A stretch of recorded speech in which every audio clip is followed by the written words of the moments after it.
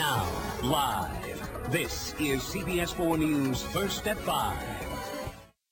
Now, each week, hundreds in South Florida come to hear a controversial message from this self-proclaimed Son of God. I'm Jesus Christ, man. Tonight, meet the local preacher who claims he's Jesus Christ. You may not agree, but we've seen the hundreds of followers he has here in South Florida. Add to that the thousands that he claims to have around the world. CBS 4's Ileana Varela spoke with him. Ileana. Maggie, over the years, many have claimed to be the new Messiah. This latest entry is a self-proclaimed Jesus who favors designer sunglasses, wears a Rolex, and drives a Beamer. And you don't have to drive far to see him. He's right here in South Florida. Back. I'm Jesus Christ, man. The second coming of Christ. His name is Jose Luis de Jesus Miranda, but his followers call him Apostle, Dad, or simply Jesus Christ Man. He is God. He is God. And they lavish him with money and gifts. I don't only have one role, I have about three, because they want to give it to me. It's like when that woman came to Jesus with the expensive perfume and spread it in his feet. He didn't reject it. So when someone gives me a watch or something or a gift, I receive it, you know. I like them too. They're nice.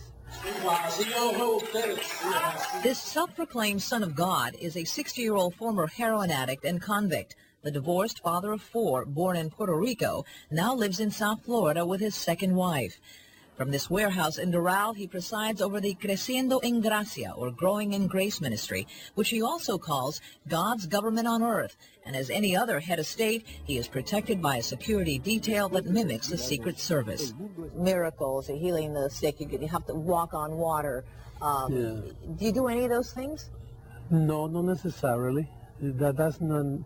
See, my evidence is the church, what I'm doing worldwide. What he is doing at more than 300 centers in Central and South America, Cuba, and the U.S. is preaching a message of freedom to indulge. Because according to this modern Messiah, there is no sin, no devil, no hell to pay. The devil is destroyed, hell doesn't exist, no condemnation for the chosen ones. It is music to the ears of his followers, mostly Hispanic men and women who believe they are God's chosen people, predestined for salvation, no matter what they do on earth. They also believe all other faiths are false and must be destroyed, from Catholics to Baptists to Jehovah's Witnesses. And so they organize marches like this one in Miami, at which they destroy religious books and symbols.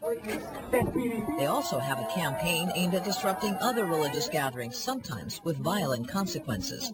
What disturbs me is that he fits into the typical mold of a cult leader. Total, complete submission to his authority. Florida International University religion professor Daniel Alvarez, who has a master's in theology from Harvard Divinity School, is among those who fear Creciendo en Gracia has the makings of a destructive cult. He destroyed my family.